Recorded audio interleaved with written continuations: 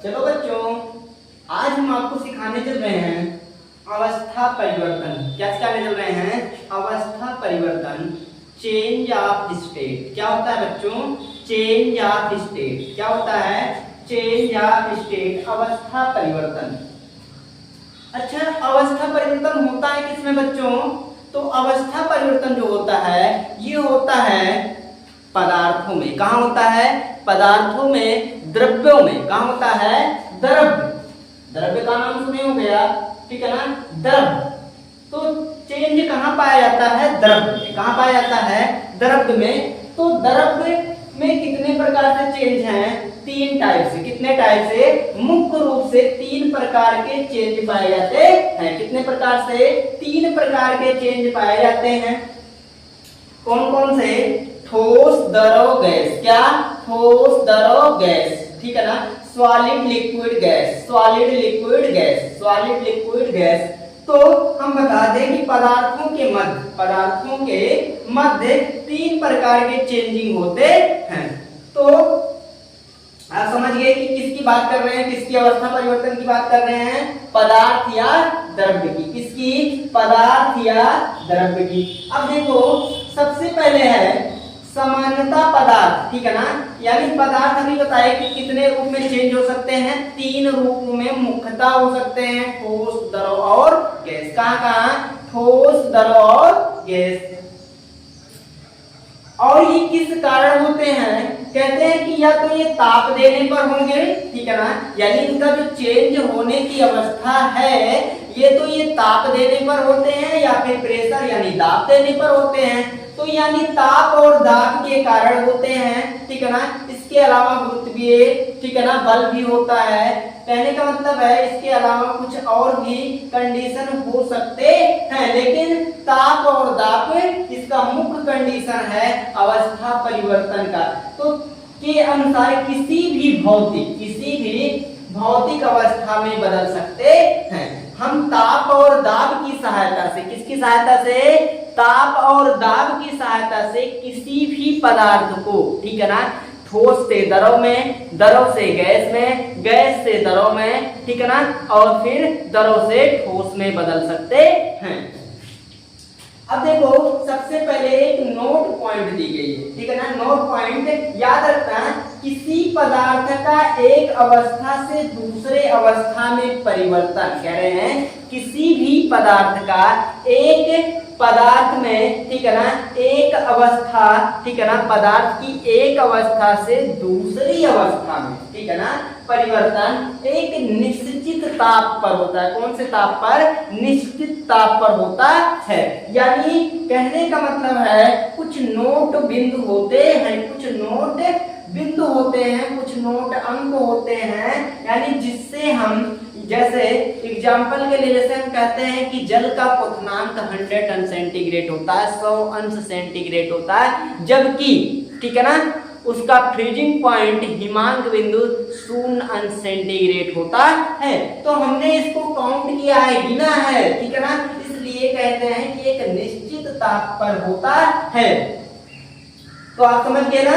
लेकिन आपको बता दें कि देखो फिर बदल सकते हैं। कह रहे हैं नोट पॉइंट में किसी पदार्थ का एक अवस्था से दूसरे अवस्था में परिवर्तन एक निश्चित ताप पर होता है, ठीक है ना? उदाहरण के लिए आपका है, ठीक है ना, सबसे पहले हम समझ लेते हैं गलनांक और हिमांक। क्या समझ लेते हैं? गलनांक और हिमांक, ठीक है, निश्चित ताप पर होता है। तो कह रहे हैं ठोस से द्रव में परिवर्तन, ठोस से द्रव में परिवर्तन हम गलन कह सकते हैं। ठोस से द्रव में परिवर्तन क्या होता है? उसको हम गलन कहते हैं। और द्रव से बर्फ में परिवर्तन, द्रव से ठोस में परिवर्तन हमारा क्या कहलाता है? हिमायन कहलाता है। क्या कहलाता है? हिमायन कहलाता है। यानी जब ठोस से द्रव में परिवर्तित होता है तो गलन कहते हैं, ठीक है ना, और जब द्रव से ठोस में परिवर्तन होता है तो हिमायन कहते हैं, ठीक है ना। गलन का अर्थ होता है पिघलना और हिम का अर्थ होता है जमना, ठीक है ना, जमना। और ये किस कारण से होता है? जब हम किसी द्रव को, ठीक है ना, उसके, ठीक है ना, उसके ताप को क्या करते हैं, कम कर देते हैं। क्या कर देते हैं, कम कर देते हैं। तो उनके और क्या होते हैं, पास पास चले जाते हैं, यानी उनके बीच में जो आकर्षण दूरी होती है, अंतरा आकर्षण बल होता है, ठीक है ना, वो मजबूत होता हुआ चला जाता है। यानी जब कण पास आएंगे, ठीक है ना, तो दूरियां कम होंगी, तो जिसके कारण से, ठीक है ना, वो पदार्थ क्या होते हैं, ठोस में बदल जाते हैं। लेकिन अगर हम किसी ठोस को गर्म करें यानी ताप दें, तो उनमें क्या शुरू होती है, गतिज ऊर्जा। क्या शुरू हो जाती है, गतिज ऊर्जा, और उसमें प्रत्येक कण दूर दूर दूर दूर होने का प्रयास करते हैं। और एक स्थिति आती है कि वो ठोस से कहां बदल जाते हैं, द्रव में बदल जाते हैं। तो कह रहे हैं कि, ठीक है ना, एग्जाम्पल समझ लो, ठोस से द्रव और द्रव से ठोस, यानी एग्जाम्पल वर्क से पानी बनना और पानी से वर्क, ये कंडीशन होता है। अगर हम ताप दे रहे हैं, ठीक है ना, ताप देंगे तो ये द्रव बन जाएगा, और इसको जब हम ठंडा करेंगे, ठीक है ना, जब गर्म करेंगे, ठीक है ना, तो क्या होगा, गर्म करेंगे तो ठोस से द्रव बनेगा, ठीक है ना, जब इसको ठंडा करेंगे तो द्रव से ठोस बन जाता है। ये क्रियाएं जब निश्चित ताप पर होती हैं तो इसको हम क्या कहते हैं, गलनांक कहते हैं और हिमांक कहते हैं। अब देखो अंक शब्द आ गया ना, तो कहने का मतलब है अगर निश्चित ताप पर होगा तो गलनांक व हिमांक होता है। अगर वो ऐसे हो, ठीक है ना, आप कहोगे कि कोई पदार्थ ठोस से द्रव में बदल रहा है, द्रव से ठोस में बदल रहा है, तो आप उसको गलन, ठीक है ना, और हिमायन बोल सकते हो या कह सकते हो। अब मुख्य बिंदु है कि द्रव की ऊपरी सतह से गैसीय अवस्था में परिवर्तन हर ताप पर होता है, मतलब प्रत्येक ताप पर होता है, उसको ताप देने की आवश्यकता नहीं होती है। यानी जैसे जल है, जल को गर्म करोगे तब भी वाष्प बनेगा, जल को नहीं गर्म करोगे तब भी वाष्प बनता रहेगा।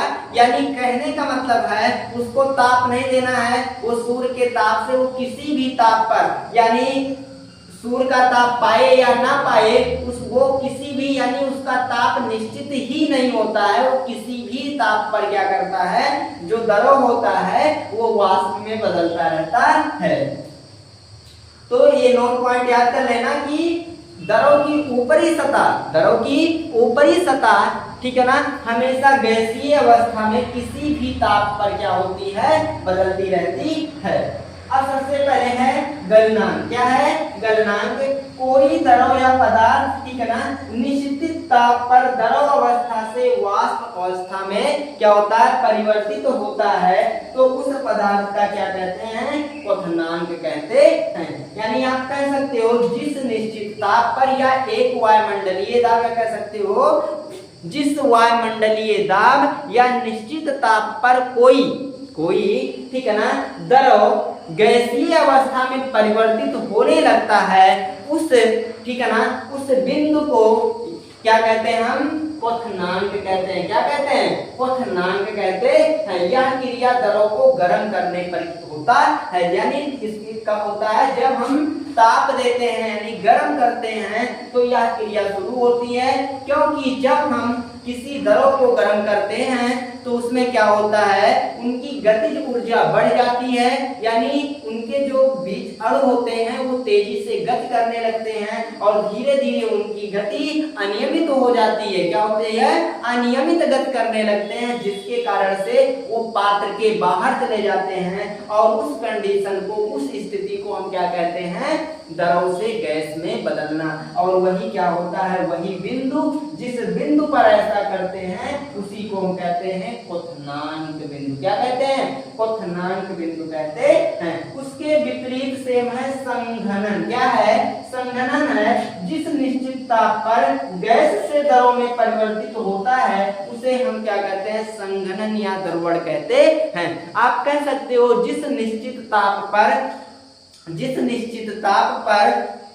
ठीक है ना, मतलब कोई गैसें ठंडी होकर, क्या होकर, ठंडी होकर द्रव में यानी जल के रूप में परिवर्तित हो जाए, द्रव की अवस्था में आ जाए, कोई भी गैस हो जिस निश्चित ताप पर ये क्रिया कब होती है? जब उसको ठंडा किया जाता है। जब गैसों को ठंडा किया जाता है तो जिस भी ताप पर क्या करती हैं, यानी वो ठीक है ना गैस से द्रव में बदलती हैं, उसको हम कहते हैं द्रवणांक। क्या कहते हैं? द्रवणांक कहते हैं या संघनन कहते हैं। अगर अंक कहेंगे तो द्रवणांक बनेगा, नहीं तो हम उसको क्या कहते हैं? संघनन। क्या कहते हैं? संघनन। ये आप कह सकते हो ये कब होता है? जैसे ओस जो गिरती है रात में, ठीक है ना, तो क्या होता है जो दिन में ठीक है ना जलवाष्प ऊपर गया है, जब तापमान डाउन होता है, कम हो जाता है, तो क्या होते हैं उनके कण धीरे धीरे पास आते हैं और द्रव में बदल जाते हैं, जलवाष्प बन जाते हैं और नीचे फिर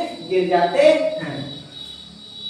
ठीक है ना? तो संघनन जिस निश्चित ताप पर गैस से द्रव में परिवर्तित होता है उसे हम क्या कहते हैं? संघनन कहते हैं। यह क्रिया ठीक है ना गैस को ठंडा करने पर होता है, जिसके कारण से कोहरा और बादल बनता है। तो इसलिए ठंडी में कोहरा पड़ता है। कोहरा पड़ने का कारण यही है कि अभी आपने पढ़ा कि किसी भी ताप पर द्रव क्या करते हैं, यानी पानी क्या करता है? वो वाष्प में परिवर्तित होता रहता है। जब वो जलवाष्प बन जाता है तो जब रात को टेम्परेचर डाउन हो जाता है, नीचे गिर जाता है, ठीक है ना, तो जैसे ठीक है ना वो तापमान नीचे गिरता है तो जलवाष्प जो ऊपर गया था वो धीरे धीरे पास आता है और द्रव में परिवर्तित हो जाता है और वो नीचे ना गिरकर वो ऐसे बिखर जाता है, जिससे कोहरे और ठीक है ना ऊपर वायुमंडल में बादल का निर्माण होता है।